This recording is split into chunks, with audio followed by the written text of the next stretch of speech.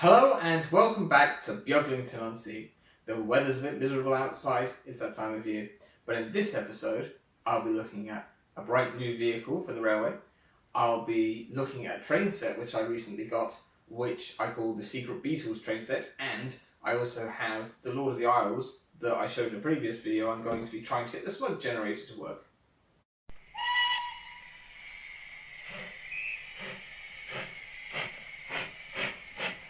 Yes, hello and welcome back to Beaglington-On-Sea. Now, autumn is finally upon us, the summer season is fading away, and it's done nothing but rain. So, I've had enough time to get my Lima King running nice and smoothly. So, he is King George V, and I've got it running with some Great Western coaches from my other video today, so I'm going to run that. It's a bit smoother now after all the running is done. And I've got my B12 61520 is going to be pulling the circus train because it's the end of the summer season, the circus is packing up, going to find somewhere nice and warm to go. And on the inside line I've got my mainline J72 pulling two Triang transcontinental wagons, and mainly because it's the one of the heaviest locos I've got, which means I can actually pull them. But it's not pulling the caboose because the caboose is on the end of the circus train. There's the J72, and here comes the B12.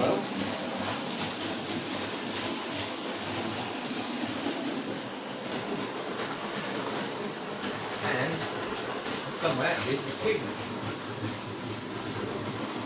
There you go.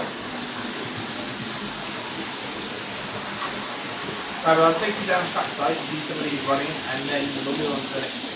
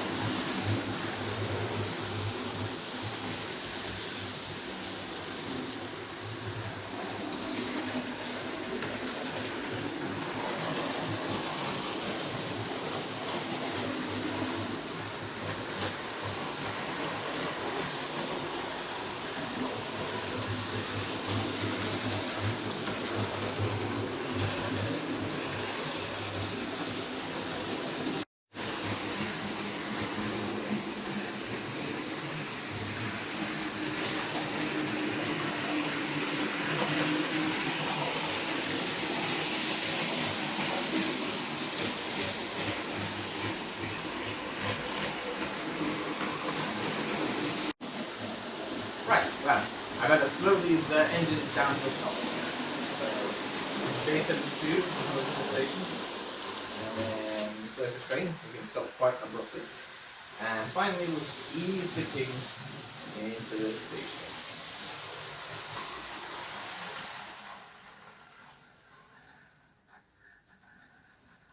Now, we'll pop over to the desk and go see what the new vehicle is for the railway. Yes, hello and welcome back to my desk. And of course, I've got this new vehicle to show you, which is this.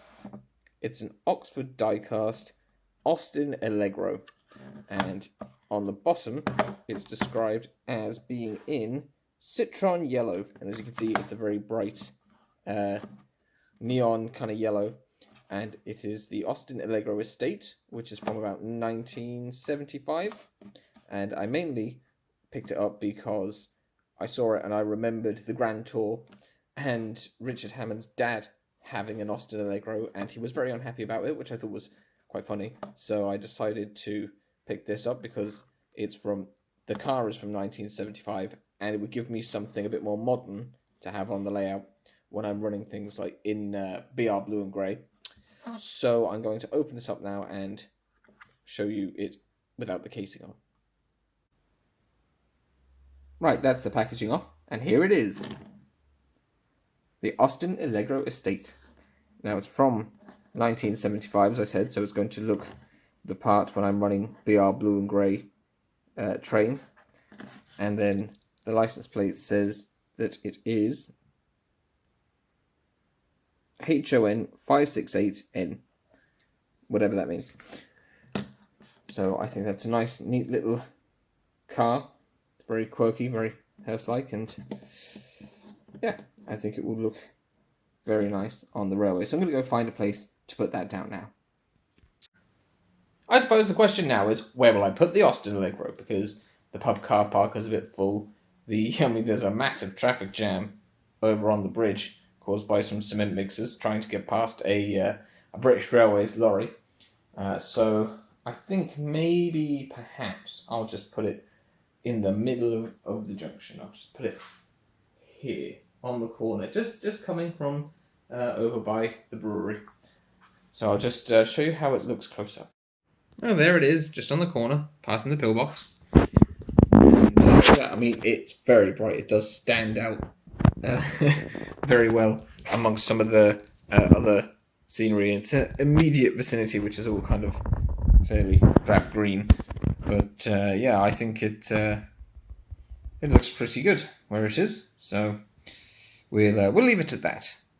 And now, I suppose, I'll have to change over the rolling stock because I'm going to try out Lord of the Isles in a bit. But first, let's go see about this train set. So yes, now it's time to talk about the train set. And I first came across this train set in 2019, where I was at Manning's Amusements in Felixstowe, and it was one of the prizes there. And I'd never seen this train set before, and I thought, that's quite interesting, I'll Google it.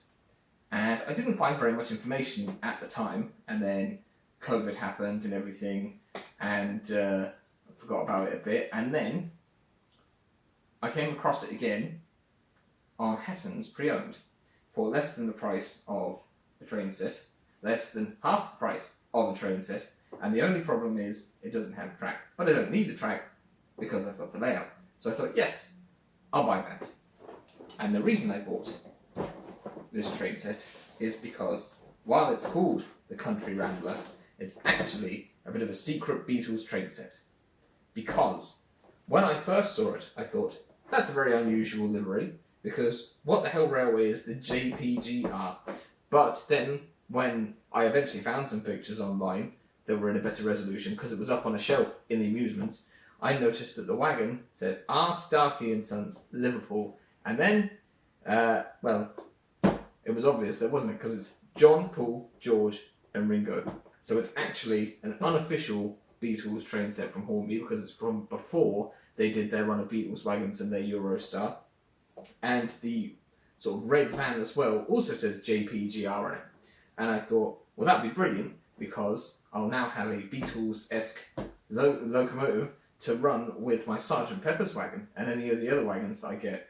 because, you know, I don't know if I'll be able to afford the singles from Liverpool train pack with the Beatles logo there. So, yeah, I'm going to open this up and see what it looks like, and then I'm going to stick it on the railway and run it with my Sergeant Pepper's wagon. Right, well, I suppose we better open this up and see. It does have a testing pass sticker for the controller, which is one of those weird silver ones from Hornby. Well, I don't think they're brilliant, but it's going to come in handy for powering Project Aldwin without having to keep changing over controllers between layouts.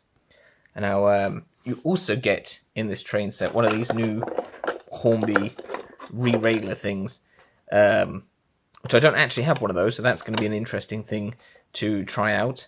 At least we know the controller works because it says it's passed, so I won't be testing that out until I get it onto Project Aldwin. And then the locomotive itself is the Holden tank style of locomotive, and it's nice. It's a really nice shade of blue.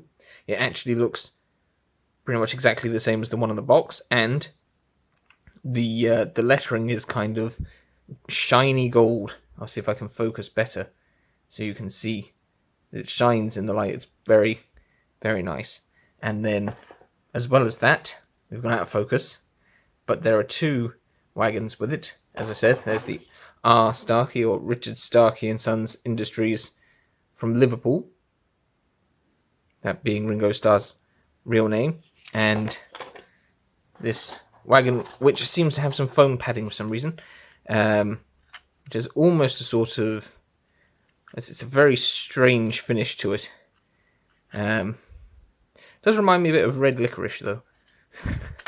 But yeah, I think that's really cool. So I'm going to put those onto the railway now and see how they look with a Sergeant Pepper's wagon, I suppose. I'll even use the re-railer to get them onto the track, I suppose. Right, so I'm going to take the re-railer and I'm just going to pop it onto the track over here. And I suppose I'll start with the locomotive. So there you go. I don't know how this is supposed to be easier, but and then the wagon came next on the box. So nope, he's crashed. I must be doing it too steep. Yeah. I didn't have any instructions, so there we go. Right, and then maybe this is supposed to be for non-ballasted track, but we are on so far. And then the Sergeant Pepper's wagon is going on after that. And then we have Toad, the brake van from Thomas the Tank Engine. Because although he wasn't in the episodes that were narrated by Ringo Starr, he's still a Thomas character, so I'll include that. Now, let's just see if that will work, because I've not tested it yet.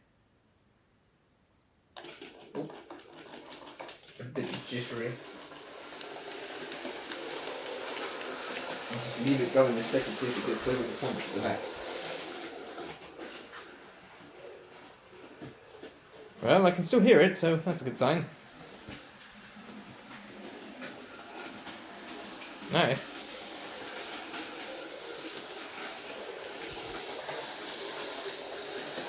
There we go.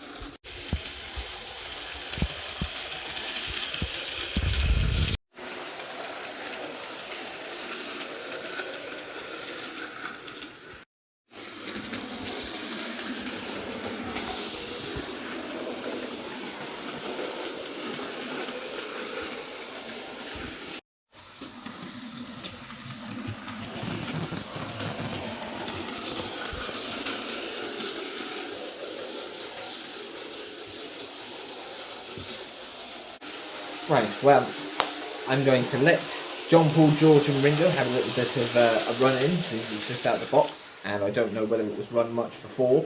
And while that's stretching its wheels, I'm going to look at getting the smoke generator working on my Triang Lord of the Isles. Well, here we have the grand old lady herself, number 3048, Lord of the Isles. And in a previous video I told you how I picked this up at a model railway exhibition, second hand in England, for £35. And I didn't realise at the time that it said it had a seuthe smoke generator fitted. And I could see the little yellow wire underneath it after I read that. So I'm going to open it up now and see what the situation is. It's actually cracked on the bit where the body mounts, but whoever had it before has put like a little washer underneath the screw, and it just lifts off then. So as you can see, the yellow wire is not attached. It's not soldered onto anything, which is probably a good thing, because it means I can attempt to leave it loose and just attach it whenever I want, so I don't always have to be running the smoke generator without oil in it, which I assume is how they had it before, because otherwise why would it not be connected? So I have actually, there's a bit of blue tack there, that might come handy. So I'll try and hook this under here somewhere. I've no idea which wires go where, but there's only a few wires, so I'm going to hook that there. And there's a little bit of blue tack here, so what I'll do is I'll stick that wire down there. Nope, that's not working. Hang on. You'd never make a good engineer anyways. Right, so I've got that sort of fixed down. I don't know, this is really hard there. Right, okay, now, what have we got? Now, I don't have any light machine oil, but I did find some lavender essential oil that was left over from diffuser the children have. And I've got a little pipette, and I probably should have googled how much to put in, because I wouldn't actually know whether it's working properly otherwise, but I just put a few little drops of oil on there. I can't even see into the chamber, it's so dark, so hopefully I'm not ruining it, but sure, if it didn't work in the first place, it's not going to be a problem. Because the locomotive works anyway, so it should be alright. So, I suppose I'll reassemble it and then test it out. Belching smoke everywhere. Wow, that's a problem. I've got to try and figure out how to get this body on without getting the wires in the way and without, what's it called, spilling the oil. There's two little catches at the front, which are supposed to go in. There we go. And then, as you can see, there's that fits there, and we'll just tighten the screw. Very hard to do, slightly upside down. There you go. Now, whew, I can smell the lavender already. It's not even on yet. So, how do I do this? I'll move the camera around to the other side. Right, so I'm going to start some circuits now and see how long it takes. We're going to start now.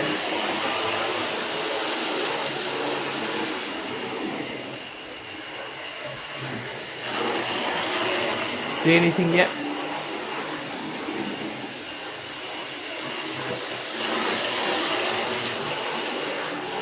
I tell you what though, Lord of the Isles is a very strong runner for something that's like 60 years old.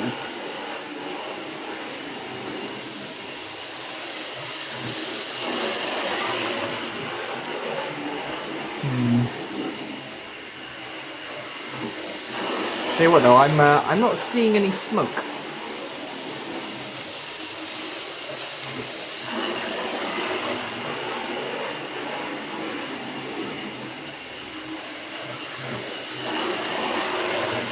I think I'll have another look inside. Right, so I've stopped Lord of the Isles and I'm just going to open it again.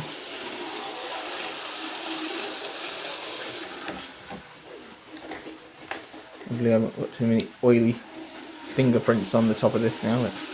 But to get it cleaned down. So maybe the wire is not in a good place. If I could lift it up like that, untuck it and put it the other side. I don't know if that would have too much slack. There you go. Try and get that. This is very imperfect. I wouldn't advise doing it this way at home. I would recommend you look up on the internet what you're supposed to do. Let's try this again.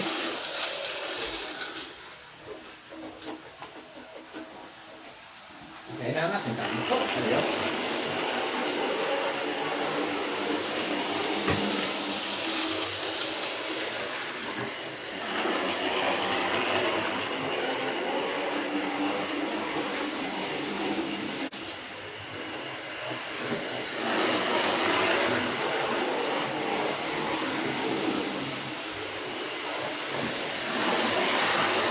Yeah, there's some definite smoke there now.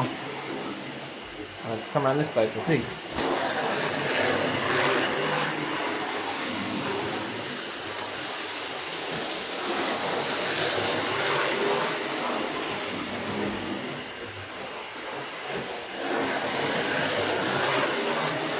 Now the slight downside to this is that I think I have to run the locomotive a bit fast in order to get the energy to get it to smoke.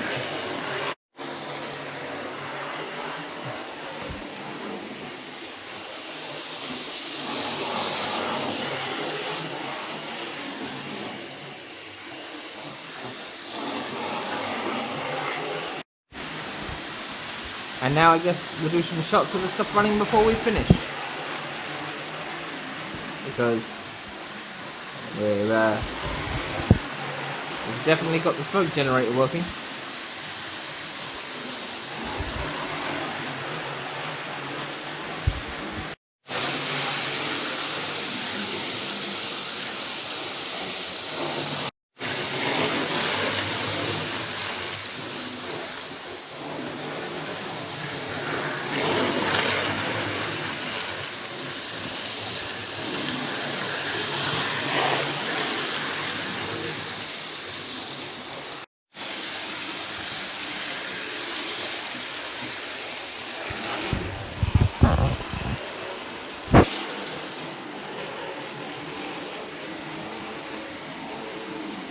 Now I've chosen the Blood and Custard terrestrials because I don't have any Great Western ones here, but I'm hoping I'll be able to recreate the train pack that Hornby are planning on bringing out, which is their Lord of the Isles and 2 Great Western liveried terrestrials as part of their Triang Railways Remembered range. So I'm sort of doing my own version with the actual Triang products.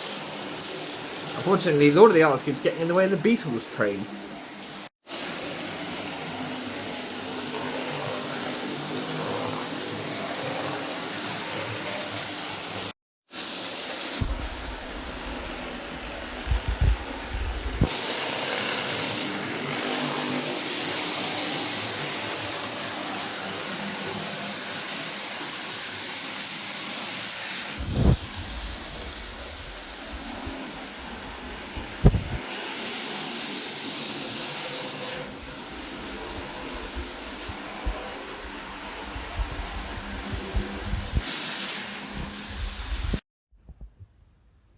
And as I was saying, it just keeps raining. Right, well the smoke has run out, so I suppose I better stop Lord of the Isles, lest we do any more damage to the seuthe generator, and we'll just stop the thing there, and we'll stop the Beatles train, which I'm sure will appear in many other videos, including probably the Christmas special. We're on that running now. The night's going to start drawing in, the mornings will be darker. Hopefully there'll be more time for modelling, mainly because it'll be too wet to go outside in the mornings. But yeah, I hope to have more videos up for Beaglington-On-Sea over the autumn and winter, and also the Beaglington review. I hope to do some more of those soon. It's just all about finding the time really to do it. So yeah, thanks very much for watching. I hope you enjoyed this video. Don't forget you can also like the video and share it to your friends. And I'd love if people will comment more. Let me know what you're thinking. Let me know if there's anything else I could do with my videos that you might find interesting. And I'll see whether it's possible. Don't forget that you can also subscribe to the channel with the bobbly thing. And there's also playlists as well that you can find other videos on. So until the next time, thank you very much for watching. Stay dry, because it's very wet out there. And yeah. Happy modelling. Now, I'm off to face the rain myself, although it seems to be a break in the weather, so yeah. Bye!